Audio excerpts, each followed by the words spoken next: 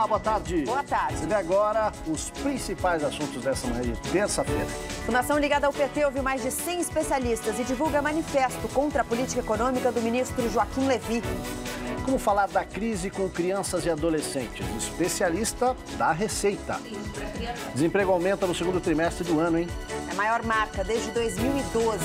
No Maranhão, o ex-prefeito ostentação acusada de desvio de verba se entrega à polícia e vai para a cadeia. Ou melhor, para uma suíte que tem até ar-condicionado. Mais um delator da Operação Lava Jato diz ter pago propina ao presidente da Câmara. Eduardo Cunha nega ter recebido qualquer quantia. Na série sobre a terceira idade, o amor a qualquer tempo. A importância das relações afetivas, da família e dos amigos para a qualidade de vida. Isso e mais no Jornal da Cultura, primeira edição, que começa já. Fique aí. Pois é, a gente começa hoje com um papo que preocupa muita gente, né? Como é que a gente explica para as crianças as mudanças no orçamento da família? Menos guloseimas, às vezes, trocar as idas ao cinema por passeios no parque. Ao contrário do que parece, tudo isso é oportunidade. Segundo especialistas, a partir dos 3 anos de idade, as crianças já têm entendimento sobre o que acontece ao redor delas e já é possível explicar de um jeito simples as mudanças no orçamento da família. O cenário econômico atual tem feito muita gente repensar os hábitos e os gastos. Mas quem pensa que este é um assunto só de gente grande, se engana. A crise sei lá, quando fica muita pessoa, sei lá, sem dinheiro para pagar as dívidas. Não consegue comprar muita coisa e fazer o lugar funcionar, assim, o lugar continuar. Matias e a irmã Cristina passaram a economizar a mesada. Antes dessa crise, eu gastava a maioria que eu ganhava em roupa, essas coisas.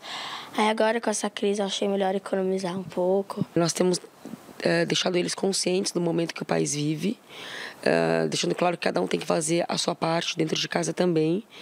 Então, temos pegado bastante no pé com conta de luz, principalmente, que subiu muito. É papel dos pais explicarem aos filhos o que é e conversarem sobre o que muda no dia a dia da família com a crise. Mas o assunto deve ser introduzido aos poucos, de uma forma amigável e com uma linguagem simples. A partir do momento que ela já leva aquele dinheirinho na escola para comprar o lanchinho dela na cantina, ela já está pronta para ser inserida nesse mundo das finanças. Você está preparando essa criança para ser um adulto que vai saber lidar com as situações de desconforto da vida. A crise é só uma delas. Essa psicóloga explica que é importante ensinar desde cedo como os filhos podem lidar com as finanças, de um jeito saudável. Uma dica que eu dou é dê a mesada para o teu filho e veja como ele vai usar essa mesada. A regra é ganhar, poupar e gastar. O Memorial da América Latina está com uma exposição de bordados que mostra muito mais do que a habilidade manual das bordadeiras. Cada peça é um sinal da força das mulheres diante das situações para lá de complicadas. A repórter Laís Duarte explica melhor essa história. Boa tarde, Laís. Boa tarde, Gabi. Boa tarde para todo mundo. Com arte, tecido e delicadeza, mulheres de 7 países representam a resistência à opressão. Essa técnica, arpilheiras, nasceu no Chile. E a gente, no começo, vê que elas representavam a luta contra a ditadura chilena. Aqui a gente tem, olha, os rostos dos presos políticos representados no bordado. E, aliás, era justamente com tecido das roupas dos presos políticos que elas bordavam. Arpilheiras quer dizer juta, que é aquele saco de estopa bem comum de batata, feijão, que a gente encontrava por aí, principalmente no passado e ainda encontra. Essa exposição foi organizada pelo Movimento dos Atingidos por Barragens. Eu vou conversar agora com a Denise Macena Peixoto, que é a coordenadora. Denise, o que essas obras de arte querem dizer? Boa tarde. Boa tarde. Primeiramente, quero agradecer por vocês estar filmando a nossa exposição. Então, a arpilheira quer dizer, todo o processo de dor que as mulheres passam durante a ditadura e também no Brasil a gente fez 10 oficinas, com mais ou menos 100 mulheres, mostrando o que elas sofrem quando é construída uma barragem ou uma hidrelétrica, que também vem mostrar a dor mas também a resistência, né, que elas estão lutando. Né? Tá, ok, muito obrigada pela participação. Essa exposição está aqui no Memorial da América Latina de terça a domingo e tem oficinas para quem quiser conhecer mais sobre essa técnica. No site do Memorial está toda a programação, é só entrar para conferir, memorial.org.br. É de graça. Aldo. Muito bem, Laís, obrigado. Em São Paulo, a polêmica entre taxistas e o aplicativo Uber poderá ter uma solução. O prefeito Fernando Haddad disse que em uma semana a cidade vai ganhar um marco regulatório para o transporte compartilhado através de aplicativos. A dúvida é saber como o prefeito vai lidar com as exigências diferentes para taxistas e motoristas do Uber. Os taxistas têm isenção de impostos na compra de veículo, não pagam ICMS e PVA, mas pagam taxas anuais e têm que ter licença da prefeitura. Os motoristas de aplicativos não têm desconto para comprar o carro, pagam impostos, ISS e taxa de microempreendedor individual ou simples, mas não precisam de alvará. As discussões em torno do Uber não acontecem só no Brasil. O aplicativo está presente em 58 países e, em alguns, o sistema já foi regulamentado. No México, o motorista paga imposto de 1,5% do custo da corrida e $100 para uma permissão anual. Só alguns estados e cidades dos Estados Unidos legalizaram o serviço. Em países como Alemanha, Holanda, Itália e Espanha, ele é proibido. Na França, o serviço foi suspenso temporariamente depois de protestos violentos. Para a ministra do Superior Tribunal de Justiça, Fátima Nancy Andrighi, no Brasil, o sistema só pode ser regulamentado por lei federal. A discussão mais importante é oferecer opções de transporte para as pessoas. Eu sou a favor de qualquer modalidade de transporte que melhore a qualidade da população. Ela, de fato, é o alvo mais importante de todo esse processo. Agora a gente vai para outras notícias nacionais. Olha essa história, um simples trabalho de escola acaba em confusão com a polícia no Maranhão. Os alunos quase foram presos e olha, podia ter sido bem pior, viu? Numa outra notícia, mas também do Maranhão, depois de 39 dias foragida, a prefeita de cidade no Maranhão, que levava uma vida de luxo com dinheiro da educação, se entrega à polícia e vai parar para uma cela, ou melhor, para uma suíte. Bem confortável. Lidiane Leite se apresentou à polícia acompanhada de 3 advogados. Ela é acusada de desvio de recursos da educação na prefeitura de Bom Jardim, no interior do Maranhão. Eleita com vantagem de menos de 300 votos, Lidiane só conseguiu a candidatura porque substituiu, de última hora, o namorado e fazendeiro Beto Rocha, impugnado pela lei da ficha limpa. Eleita em 2012 com 22 anos, Lidiane começou uma vida de farra. A prefeita Ostentação relatava tudo nas redes sociais, o que chamou a atenção do Ministério Público. Na investigação, os promotores constataram a contratação de empresas fantasmas para a prestação de serviços que não acontecia. Presa, Lidiane deveria ir para o presídio feminino de Pedrinhas, mas a Justiça aceitou o argumento da defesa de que isso seria um risco para a ex-prefeita. Restou o alojamento de médicos do Corpo de Bombeiros de São Luís, com cama de solteiro, banheiro privativo, janela, frigobar, TV e ar-condicionado. O frigobar e a TV o juiz mandou retirar. Em São Paulo, Justiça manda bloquear R$2.700.000 de ex-servidora municipal. Paula Sayuri Nagamati é acusada de participar da máfia dos fiscais do ISS, que teria desviado mais de R$500 milhões da prefeitura. Ela era chefe de gabinete do ex-secretário de Finanças Mauro Ricardo, durante a gestão do então prefeito Gilberto Kassab. Trabalho de escola termina em caso de polícia em Minas Gerais. Alunos de uma escola de Divinópolis simularam um assalto com armas de brinquedo e capuz. A ação foi combinada com a dona da loja, mas um vizinho que não sabia ficou assustado e chamou a polícia. Os adolescentes disseram que gravariam um vídeo para um trabalho de português. Por pouco, tudo não acaba em tragédia. Para confirmar mal-entendido, os pais e a diretora da escola foram chamados e só então os menores foram liberados. Que confusão. E falar em confusão, eu me enganei. Falei Maranhão, isso foi em Minas Gerais, Divinópolis, no interior de Minas. Falar da sua saúde, como é que anda o seu coração, hein? Hoje, quem passar pela Avenida Paulista pode aproveitar de graça o time de profissionais que está no Conjunto Nacional para fazer testes rápidos de colesterol e medição de gordura abdominal. A repórter Adriana Sibinho está por lá e mostra como é que esse atendimento acontece. Boa tarde, Adriana. Boa tarde, Aldo. Boa tarde para todo mundo. Entre os serviços gratuitos que estão sendo oferecidos hoje, tem esse aqui, que é feito em 3 minutos, uma picadinha no dedo. 3 minutos depois dá para saber como é que está o colesterol total. Dá também para pegar dicas aqui com nutricionistas que estão prontos para falar sobre o cardápio das pessoas, fazer a medição de circunferência e também um exame que é voltado principalmente para quem fuma, né? Aí dá para calcular o percentual de quanto de gás carbônico que tem dentro do nosso corpo. A gente conversa agora com o Dr. Luiz Carlos Valente, que é cardiologista da Albacora, e vai explicar a importância de todos esses exames. Doutor, boa tarde. Boa tarde, obrigado. Bom, como você mesmo disse, o dia hoje é para a gente comemorar o Dia Mundial do Coração e também para enfatizar os fatores que são mais importantes, que é a prevenção das doenças cardiovasculares. Todo mundo sabe que está aumentando cada vez mais a incidência de doença cardiovascular e a gente acha importante esclarecer a população em relação a alguns fatores de risco que a gente julga super importantes. Um é o colesterol, por exemplo. Nós estamos medindo na gota de sangue o colesterol, nós estamos fazendo orientação nutricional, alimentos saudáveis, alimentos preventivos em relação à subida de colesterol, medida da circunferência abdominal, que é uma medida que nos dá muita informação a respeito de complicações cardiovasculares possíveis, ou seja, quanto maior a circunferência, maior a possibilidade de nós podermos ter algum problema cardiovascular. E, por fim, o tabagismo também, que é super importante, ou seja, trabalhando junto à população, medindo a quantidade de dióxido de carbono e também orientando a cessação do tabagismo.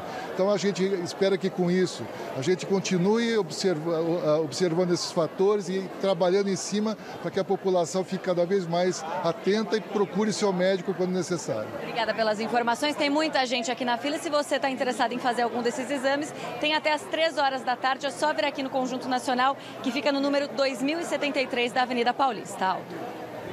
Muito bem, Adriana, a medição da circunferência abdominal dá até medo, né? Ó, não tem notícia boa no emprego não, viu? O desemprego aumenta e atinge 8,6% da população economicamente ativa entre os meses de maio e julho. Essa é a maior taxa desde o início das medições trimestrais feitas pelo IBGE a partir de 2012. Agora são 8.600.000 pessoas desocupadas, medidas no segundo trimestre, né? 600 mil a mais do que no início do ano. A Fundação Perseu Abramo, ligada ao PT, divulga um documento com sugestões para superar a crise econômica. E no relatório também faz duras críticas ao segundo mandato da presidente Dilma Rousseff. Mais de 100 especialistas participaram da elaboração do documento, tratado como um manifesto contra a política econômica adotada pelo ministro da Fazenda, Joaquim Levy. Para eles, a crise econômica está calcada nas medidas de austeridade e cortes de investimento adotadas desde o início do segundo mandato da presidente Dilma Rousseff. Para o presidente da Fundação Perseu Abramo, Márcio Pochmann, o documento não é contra, mas a favor do Brasil. Para analistas, é mais um fogo amigo contra o ministro Levy e uma tentativa de pressionar o governo Dilma a uma reaproximação com os movimentos sociais. O anúncio acontece na semana em que o governo pretende reunir forças dos aliados para aprovar aumento de impostos e a recriação da CPMF. O presidente da Câmara, deputado Eduardo Cunha, nega ter recebido propina do esquema da Petrobras. A denúncia foi feita por um dos delatores presos na Operação Lava Jato. Através da rede social Twitter, Eduardo Cunha negou ter recebido qualquer valor citado na denúncia. Ele também diz desconhecer o teor dos depoimentos. Na sexta-feira, o lobista João Augusto Rezende Henriques, apontado como operador do PMDB no esquema da Petrobras, disse que abriu uma conta na Suíça para pagar propina a Eduardo Cunha. Henriques, que está preso, não determinou datas nem valores, mas disse que a transferência seria referente a um empreendimento de exploração de petróleo na República do Benin, na região ocidental da África. Não é a primeira vez que Cunha é acusado de receber propina na Operação Lava Jato. Antes, o executivo Júlio Camargo e o lobista Fernando Soares, o Fernando Baiano, também acusado de ser operador do PMDB, disseram à Polícia Federal que o presidente da Câmara teria recebido 5 milhões de reais em propinas. Cunha também negou as acusações.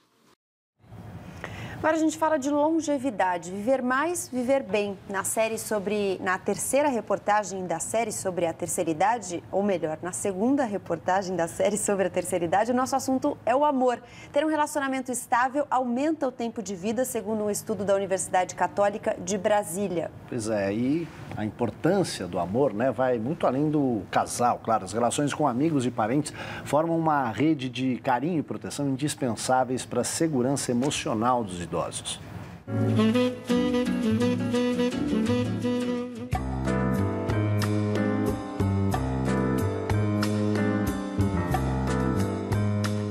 Quando eu vi a Lalinha, eu falei, realmente é a pessoa que eu gostaria de ter como minha esposa, como amiga para o resto da vida. E assim já se vão 48 anos juntos. Do casamento em 1967 até hoje, o carinho só fez crescer. Seu Florivaldo faz questão de ajudar Dona Lalinha nas tarefas mais cotidianas, como calçar os sapatos. Dona Lalinha não sabe como seria a vida sem seu Florivaldo. Companheiro, amigo, amante, tudo. Porque a gente sempre viveu junto. Aquele idoso e aquela idosa que no relacionamento a dois conseguiram depurar os maus sentimentos e, por outro lado, consolidar a convivência, a harmonia, a troca, a cumplicidade, são aqueles que realmente vão viver na velhice um relacionamento de boa qualidade, enriquecedor e protetor da saúde. Mas nem só de relacionamentos amorosos vive o homem. O convívio social com amigos e parentes é fundamental. Ter alguém com quem compartilhar as experiências acumuladas ao longo da vida afasta doenças e a solidão. As pessoas, os amigos, a família convidam o idoso para festas, o escutam contar histórias de outras épocas. O idoso está vivo e ele está inserido no nosso contexto social. Convívio social significa qualidade de vida. Dona Lalinha e seu Florivaldo que o digam. Não tiveram filhos, mas os eventos em família são frequentes. O cafezinho com os sobrinhos Eduardo e Cris é de lei.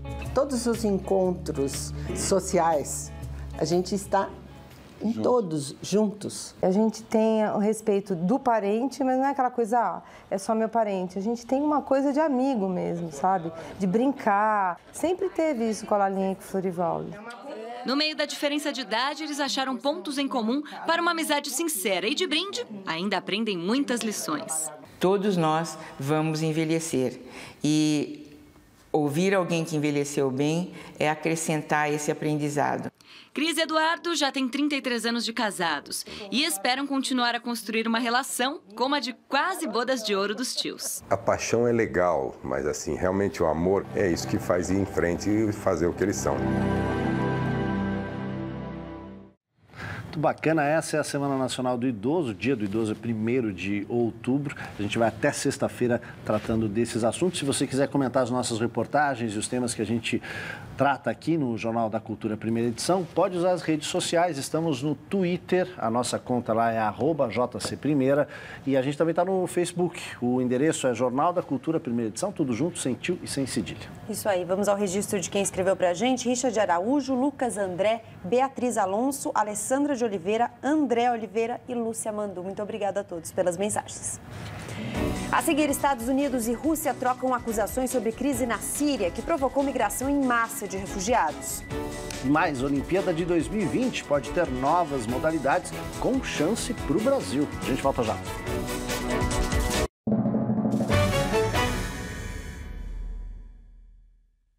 Se o assunto é polêmico, se gera dúvidas, ele precisa ser discutido. De segunda a sexta, 12h30, com reapresentação 1h. JC Debate, o espaço para você conhecer diferentes opiniões e formar a sua.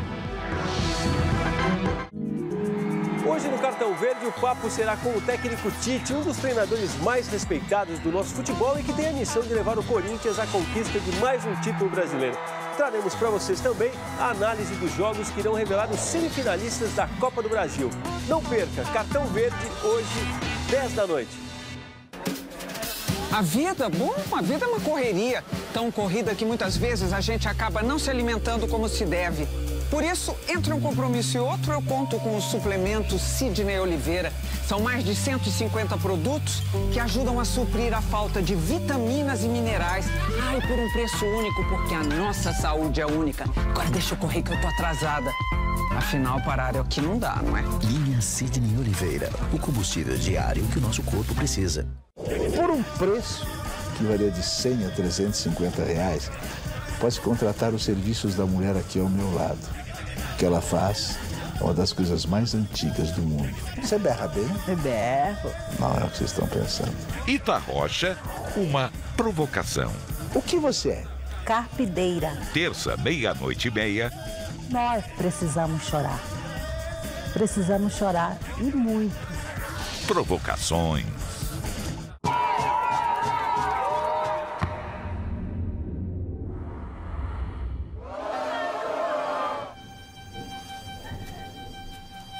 Algumas coisas funcionam melhor quando tem a participação de todos. A democracia também é assim. Por isso, é importante que você continue fazendo parte das decisões do nosso país. Justiça Eleitoral, a justiça da democracia. Nesta quinta, o Museu Socioambiental de Itaipu e suas preciosidades arqueológicas. Tudo que a gente tem aqui no museu, as nossas peças da coleção, as ruínas, são exemplos de patrimônio cultural. Quinta, 00:30, no Conhecendo o Museu.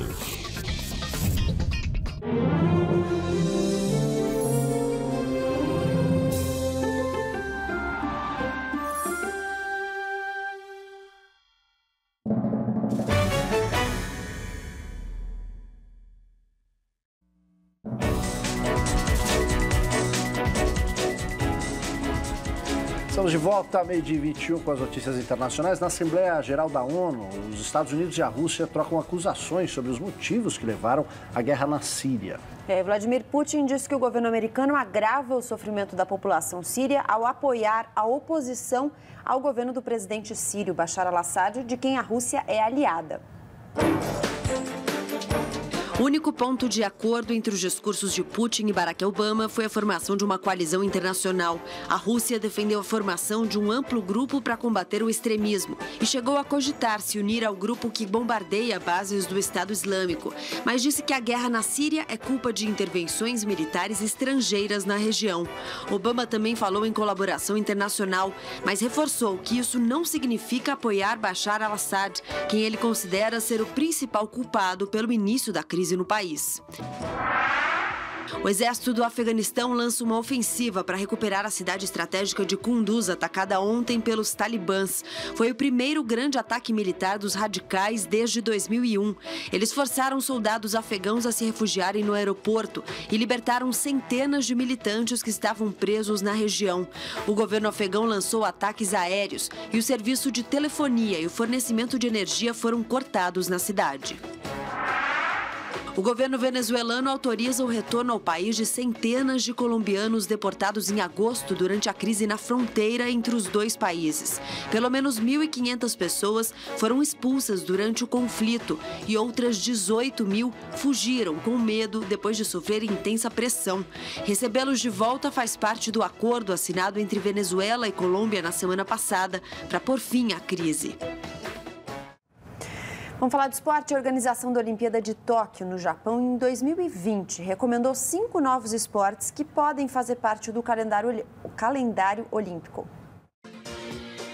As novas regras são assim: o país sede pode propor os 5 esportes que podem fazer parte das Olimpíadas. O Japão propôs o beisebol e o softball, uma candidatura conjunta. O karatê, o skate, a escalada e o surf. Mas isso não quer dizer que as novas modalidades já estão aprovadas. Em agosto do ano que vem, elas vão entrar em votação e quem decide é o Comitê Olímpico Internacional. Se aprovados, os novos esportes levarão mais 474 atletas a Tóquio, que vão brigar por 18 medalhas, 9 para os homens e 9 para as mulheres. No beisebol e na escalada, o Brasil não tem lá muita tradição, mas tanto no skate como no surf e no karatê, não é difícil imaginar algum pódio extra e um aumento no quadro de medalhas do país. daqueles momentos em que o esporte, principalmente o futebol, encontra um noticiário policial, né? Depois da Justiça brasileira bloquear 188 milhões de reais do atacante Neymar, o agente do jogador aconselhou a família a colocar o dinheiro em paraísos fiscais. O recado de Wagner Ribeiro foi postado na rede social Instagram. Nele, o empresário faz um longo relato sobre as dificuldades da família em tornar o atacante rico e bem-sucedido. E no final completa: pega sua grana e manda tudo para paraísos fiscais, legalmente, claro. Para com essa mania de pagar impostos no Brasil. Na semana passada, Neymar foi acusado pela Procuradoria da Fazenda Nacional de sonegar impostos entre 2011 e 2013. Período em que defendia o Santos e que se transferiu para o Barcelona. O valor de 188 milhões de reais é uma multa que representa 150% do valor que teria sido sonegado, ou seja, mais de 63 milhões de reais. O dinheiro pertence ao jogador, aos pais dele e às 3 empresas da família. Em nota oficial, os pais de Neymar disseram que o atacante não é sócio das empresas e por isso não poderia declarar algo de que não é proprietário, e disse que tanto Neymar quanto as empresas não sonegam impostos. Novas denúncias de corrupção envolvem o presidente da FIFA, Joseph Blatter, e o principal candidato na eleição da entidade no ano que vem. Blatter é suspeito de ter pago aproximadamente 8 milhões de reais para Michel Platini, atual presidente da UEFA e nome mais forte para presidir a FIFA no ano que vem, para que ele não concorresse ao cargo em anos anteriores. A denúncia veio da imprensa britânica. Os dois cartolas alegam que o dinheiro chegou ao francês por serviços prestados entre janeiro de 1999 e 2002. Blatter ainda foi enquadrado em outros 2 artigos do Código Penal suíço, onde acontecem as investigações. Suspeita de apropriação indébita e má gestão, e pode pegar até 10 anos de prisão. Apesar de todas as denúncias, o suíço declarou que continua no cargo até a nova eleição, marcada para fevereiro. O ex-jogador Zico, adversário de Platini como candidato ao cargo máximo da FIFA, cobrou o Comitê de Ética da entidade. Disse que eles não podem se omitir agora e que precisam agir com transparência. Isso aí, minha gente, o Jornal da Cultura, primeira edição, fica por aqui. Se você quer saber mais sobre o que acontece no Brasil, no mundo, já sabe, entre lá na nossa página da internet, tvcultura.com.br/jornalismo. Uma ótima tarde para você. Você fica agora com o JC Debate, a gente volta amanhã ao meio-dia. Até lá. Tchau.